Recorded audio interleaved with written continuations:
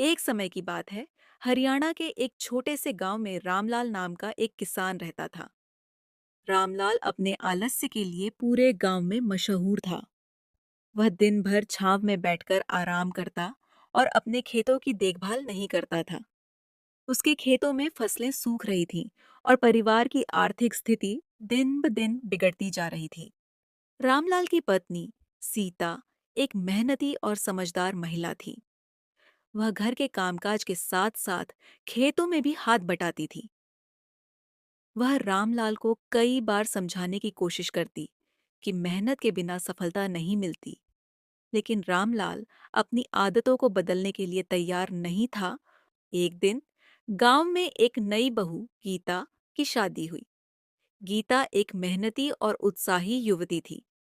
उसने देखा कि उसके ससुराल में खेती की स्थिति बहुत खराब है। उसने अपनी सास सीता से पूछा। माँ, हमारे खेतों की यह हालत क्यों है? सीता ने दुखी मन से उत्तर दिया, बेटी, तुम्हारे ससुर जी के आलस्य के कारण हमारे खेतों की यह दशा हो गई है। मैं उन्हें समझा समझाकर थक गई हूँ, लेकिन वे नहीं सुनते। गीता ने सोचा।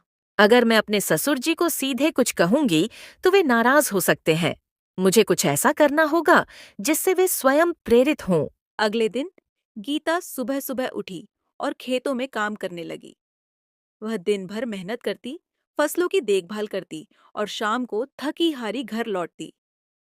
रामलाल ने देखा कि उसकी नई बहू इतनी मेहनत कर रही है, जबकि वह खुद कुछ नहीं कर रहा। उसके मन में थोड़ा संकोच हुआ, लेकिन उसने कुछ नहीं कहा। कुछ दिनों बाद गांव में एक मेला लगा। गीता ने रामलाल से कहा। बाबूजी, मैं मेले में जाना चाहती हूँ, लेकिन खेतों का काम बहुत है। अगर आप मेरी मदद करें तो हम जल्दी काम खत्म करके मेले में जा सकते हैं। रामलाल ने सोचा। मेले में जाने का मन तो है, लेकिन काम करना पड़ेगा। फिर उसने गीता की मेहनत को ध्यान में रखते हुए कहा। ठीक है, मैं तुम्हारी मदद करूंगा। रामलाल ने गीता के साथ मिलकर खेतों में काम किया।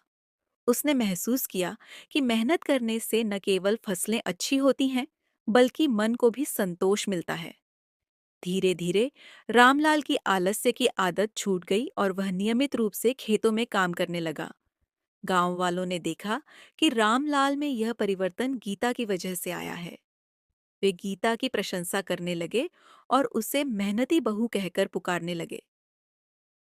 रामलाल ने भी गीता का धन्यवाद किया और कहा। बेटी, तुम्हारी मेहनत और समझदारी ने मुझे सही राह दिखाई है। अब मैं समझ गया हूं कि मेहनत के बिना कुछ हासिल नहीं होता। इस प्रकार गीता की सूझबूझ और मेहनत ने न केवल उसके परिवार की आर्थिक स्थिति सुधारी, बल्कि रामलाल को भी एक नया जीवन दृष्टिकोण दिया। गांव में अब रामलाल और गीता की जोड़ी एक मिसाल बन गई थी, जो यह सिखाती थी कि मेहनत और समझदारी से किसी भी मुश्किल का हल निकाला जा सकता है।